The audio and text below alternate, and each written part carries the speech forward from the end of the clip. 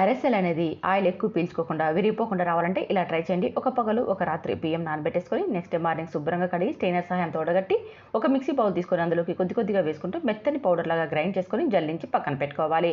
ఇప్పుడు ఏ కప్పుతో అయితే మనం బియ్యం తీసుకున్నామో అదే కప్పుతో 3/4 కప్పు బెల్లం తురుమును తీసుకోవాలంటే కిలో బియ్యానికి 700 గ్రాముల బెల్లం తురుము సరిపోతుందండి. ఇందులోకి చిన్న గ్లాస్ వాటర్ని యాడ్ చేసి బెల్లాన్ని కరిగించి స్టెయినర్ సహాయంతో ఒక బౌల్లోకి ఉడగట్టుకోవాలి.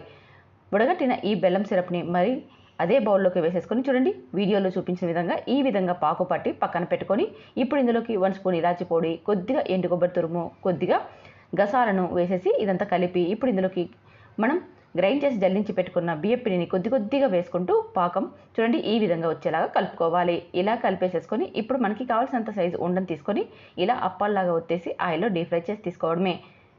చూసారా, నేను చెప్పిన కొలతల్లో పిండిని బియ్యాన్ని తీసుకున్నారంటే మీకు పిండి మిగలడం కానీ పాకు జారుగా రావడం కానీ అస్సలు జరగదు. ఒకసారి ట్రై చేయండి.